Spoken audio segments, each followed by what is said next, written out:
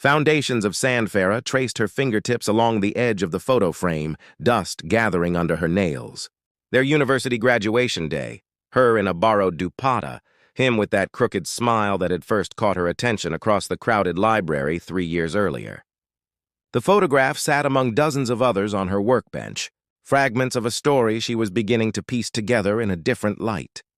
She remembered the first time she saw Omar in the bustling cafeteria of Karachi University. He was arguing passionately about architectural preservation, while his friends laughed at his intensity. She had been sketching people's expressions, and something about the fire in his eyes made her pencil linger longer than usual. 2 days later, when he spilled tea on her sketchbook and offered to replace it with embarrassment coloring his cheeks, their story began. "You can't replace art," she had told him, "but you can make up for it by letting me draw you sometime." They built their relationship in the margins of their education, study sessions that evolved into deep conversations, shared bus rides home that grew longer as they found excuses to miss their stops, and dreams whispered under the star-speckled sky of the campus garden. By graduation, they had mapped out their future. He would work at an architectural firm while she taught art until they saved enough for their own home. Marriage came 2 years later, a modest affair in her parents' small garden. "We don't need extravagance," Omar had insisted. "I'd marry you in a courthouse, if that's all we could afford," she had believed. In those words, with every fiber of her being. Their first apartment was a cramped single bedroom on the outskirts of the city. The walls were thin enough that they could hear their neighbors' arguments, but they transformed it with Farah's artwork and Omar's clever space-saving designs.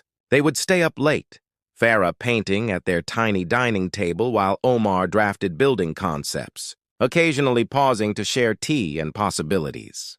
"One day," he promised, pointing to her canvas, "these will hang in galleries. Not just our bathroom. The sacrifices came naturally." They postponed having children when Omar was accepted into a prestigious architectural internship that paid barely enough for 1 meal a day. Farah took on additional teaching hours, sometimes returning home well after midnight. They wore the same clothes until they frayed, saved every extra rupee, and promised each other it would be worth it. When Aliyah Associates finally offered Omar a junior position with real prospects, they celebrated with a single shared dessert at the cafe where they'd had their first official date. "This is just the beginning," Omar whispered, his hand warm against hers. "Everything we've worked for is coming together." 3 years into their marriage, Omar was promoted to project lead. They moved to a better apartment, one with a small room Farah converted into her art studio. The scent of oils and turpentine replaced the mustiness of their old home, and hope painted everything in brighter hues. That night, wrapped in each other's arms, Farah remembered feeling complete. "We built this together," she murmured against his chest. "Brick by brick." Omar kissed her forehead, his fingers tangled in her hair. "And we'll build so much more." She couldn't have known then that foundations built on dreams were sometimes as fragile as those built on sand. Cracks in the frame. The first signs were subtle, like hairline fractures in plaster that only widen with time. Omar began staying late at the office, an hour at first, then several, until dinner alone became Farah's new routine. When he did come home, the scent of unfamiliar cologne clung to his clothes, something sharper and more expensive than what he usually wore. Farah mentioned it once, and he laughed it off, attributing it to his senior colleague's preference for overpowering fragrances in their shared workspace. "Tariq bathes in the stuff," he explained, loosening his tie. "Everyone at the office jokes that we can smell him before we see him." She believed him because she wanted to. Because the alternative was unthinkable. Their 6th anniversary passed with a rushed dinner where Omar checked his phone 17 times. Farah counted each glance. Each moment, his attention drifted from her rehearsed stories about her students' progress. When his phone chimed with a message, his fingers moved quickly to silence it, but not before Farah caught the flicker of a smile that was once reserved only for her. "Important client?" she asked, her voice steady despite the tremor in her chest. "Just work stuff," he replied, sliding the phone into his pocket. "The riverfront project is in its final phase, and everyone's on edge. The riverfront project became Omar's constant companion, stealing him away on weekends and holidays. Farah's questions about the details of the development were met with vague answers that grew more impatient with each inquiry. She began to sketch again in the silence of their apartment, filling canvas after canvas with abstract shapes that somehow all resembled broken things: shattered glass, splintered wood, torn fabric. Their conversations shortened to practical exchanges.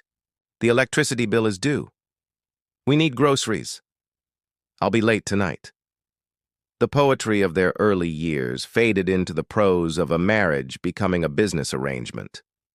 One evening, as Farah was sorting through Omar's clothes for the laundry, a receipt fluttered from his pocket. Dinner for two at Zamin, one of the city's most expensive restaurants, dated just 3 days earlier. When she mentioned it casually, asking if he'd taken a client there, Omar's explanation came too quickly, too rehearsed. It was a team celebration for meeting the project deadline. Everyone was there, but the receipt showed a table for two, not a team gathering. Farah said nothing, merely nodding as another crack formed in her trust. Sleep became elusive. She would lie awake, watching Omar's peaceful face in the dim light filtering through their curtains, wondering if he dreamed of someone else. She started noticing other changes: how he had begun wearing crisper shirts, how he now used his more expensive cologne daily, how he had joined a gym and become particular about his appearance in ways he'd never cared for before. Their physical intimacy dwindled, replaced by Omar's excuses of exhaustion or early morning meetings. When they did make love, it felt mechanical, as if he was fulfilling an obligation rather than expressing desire. Farah felt herself becoming a stranger in her own marriage, an observer watching the slow disintegration of what they had built.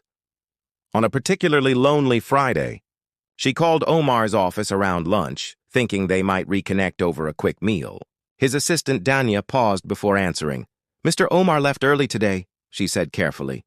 "He mentioned something about preparations for the Clifton Beach model home showcase with Ms. Zara." The name hung in the air between them, weighted with an implication Farah couldn't ignore.